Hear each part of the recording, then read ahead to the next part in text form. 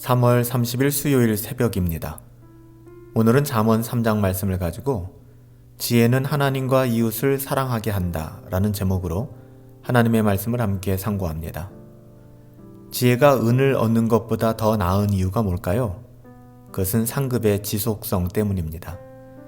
지혜를 얻는 자의 보상은 16절에 장수, 또 부귀, 17절에는 즐거운 길, 평강, 그리고 18절에는 생명나무가 의미하는 바 행복한 삶이다 이렇게 증언하고 있습니다. 지혜를 가진 자가 가장 복된 것이죠. 진정한 지혜는 창조주 하나님의 지혜거든요. 지혜는 그저 외쳐 부르는 여인이 아니라 하나님의 창조 질서 내에 존재하는 하나의 원칙이에요. 그리고 지혜의 근원은 만물을 창조하신 하나님이죠. 지혜를 발견하는 사람이 행복을 누릴 수 있는 것은요, 하나님께서 세상을 창조하신 목적과 조화를 이루게 되고 하나님의 창조 질서에 맞추어 살아갈 수 있기 때문에 여러분 그래서 참된 행복을 누리게 되는 거예요. 지혜의 길은 하나님께서 창조하신 선을 위협하는 인간의 모든 사악함을 거부하고요, 하나님의 창조 질서를 따라 살아가는 것이거든요. 이것은 대가를 요구하는 삶이기는 하지만요, 그 대가와는 정말 비교할 수도 없는 큰 상급을 약속받는 그런 길이기도 합니다. 우리가 기꺼이 그러기에 이 길을 걸어가야 되고 지혜의 길을 선택해야 되는 것이죠. 오늘 3장은요, 지혜가 하나님을 사랑하고 이웃을 사랑하라는 교훈으로 이루어졌음을 분명하게 보여주고 있습니다. 하나님을 향한 의무에 대한 교훈은 1절부터 12절에, 이어서 이웃을 향한 의무에 대한 기록이 그 교훈이 21절부터 35절까지 그렇게 기록되어 있어요. 인자와 진리는 하나님과 백성이 맺는 관계의 핵심 단어 아닙니까? 3절에 보면 인자와 진리가 나오잖아요. 이것은 하나님과 하나님의 백성이 관계 맺는 핵심 단어입니다.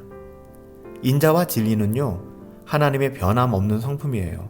그렇듯이 하나님과 언약 관계에 있는 백성 또한 마땅히 가져야 되는 태도가 뭘까요?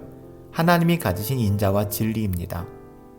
사람이 지혜를 구함으로써 인자와 진리를 자신의 삶의 내용으로 삼을 때 그는 하나님 앞에서뿐만 아니라 모든 사람들 앞에서도 은총과 존귀의 여김을 받게 될 것이고 심지어는 명성을 얻게 될 것이다 이렇게 약속하고 있죠. 이렇게 하나님께서는 지혜의 길을 걷는 사람들을 친히 지도해 주실 텐데요, 6절 말씀에 보면 하나님은 그의 길을 지도하신다라고 말씀해 주시잖아요. 지혜의 길을 걷는 그 사람들의 길을 하나님께서 지도해 주신다는 건데요, 이 말은 거친 길을 평탄하게 해주시겠다 그렇게 약속해 주신 거예요. 비록 우리 앞에 놓여져 있는 길이 거친 길이고 녹록지는 않지만 하나님이 우리의 길을 지도하심으로 말미암아 그 거친 길이 어떻게 된다고요? 평탄하게 될 것이다 라고 약속해 주시는 것이죠. 이런 것이 여호와를 신뢰하고 따르는 사람들이 받게 되는 혜택이에요. 은혜죠.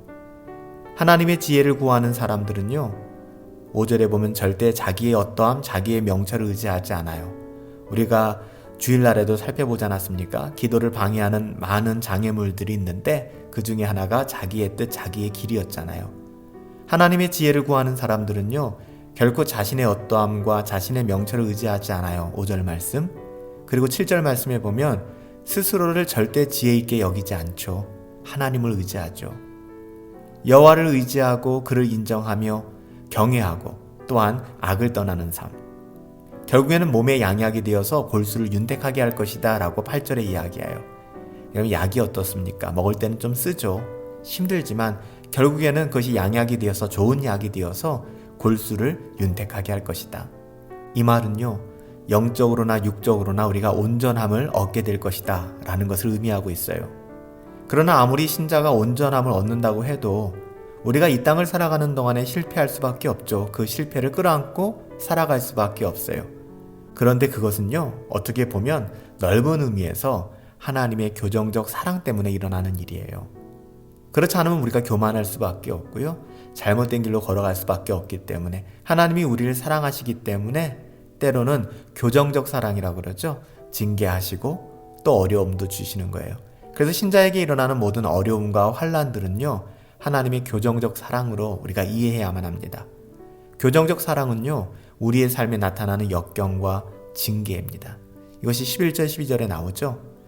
또한 더불어 21절부터 35절까지는요. 마지막 35절까지 보면 이웃사랑에 대한 단편적인 충고들이 등장합니다. 그래서 27절에 보면 이웃사랑의 핵심엔 관대함이 있어야 된다. 여러분, 이웃들에게 좀 더 관대해지십시다. 내 자신에게 좀 더 엄격해지더라도 우리 이웃들에게는 우리가 관대한 마음이 필요해요. 선을 베풀 힘이 있다면 여러분 베풀기를 아끼지 말아야 합니다. 선을 베풀 힘이 있다면 여러분 그 선을 베풀기를 결코 아끼지 말아야 합니다. 인색함이나 그와 비슷한 태도는요, 지혜를 가진 자에겐 어울리지 않는 거예요. 범사에 하나님을 인정하는 것이 참된 지혜이기 때문에 그렇습니다. 여러분, 지혜는요, 하나님을 사랑하고 하나님을 사랑하기 때문에 내 이웃에 대하여 관대히 그 사랑을 흘려보낼 수 있는 것, 여러분 이것이 지혜 있는 삶이다 라고 우리에게 오늘 잠언 말씀이 교훈하고 있어요. 이 말씀을 꼭 기억하시고 지혜 있는 자로서 또 하나님의 지혜를 가지고 넉넉히 그 사랑을 흘려보내며 섬기며 하나님 의지하며 그렇게 살아갈 수 있게 되기를 예수님의 이름으로 축복합니다. 살아계신 아버지 하나님, 하나님의 인자와 진리가 저희의 삶의 양식이 되기를 원합니다. 하나님을 사랑하고 이웃에게 선을 베푸는 지혜의 길을 걷기를 원합니다. 하나님과 사람에게 은총과 귀중히 여김을 받는 삶을 살아갈 수 있게 되기를 원합니다. 하나님, 우리에게 지혜자의 길을 걷게 하여 주시옵시고 사람의 눈으로 볼 때에는 쉽지 않고 어려운 길일지 모르겠지만 하나님께서 그 길을 지도하여 주시사 거친 길을 평탄하게 해주실 것이며 가장 선하게 인도하여 주실 것을 믿으며 그렇게 살아갈 수 있도록 하나님 은혜 베풀어 주시옵소서. 하나님이 함께 하실 것을 믿고 감사하오며 존귀하신 예수님의 이름으로 기도하옵나이다.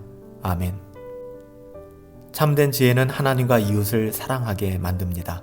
그 지혜가 우리들 가운데 있게 되길 원해요. 오늘 하루도 하나님과 이웃을 사랑하는 그 마음 가지고 최선을 다하여 그렇게 살아낼 수 있게 되기를 예수님의 이름으로 축복합니다. 오늘 하루도 성령 충만하시고 주 예수 그리스도의 이름 안에서 우리 함께 승리합시다.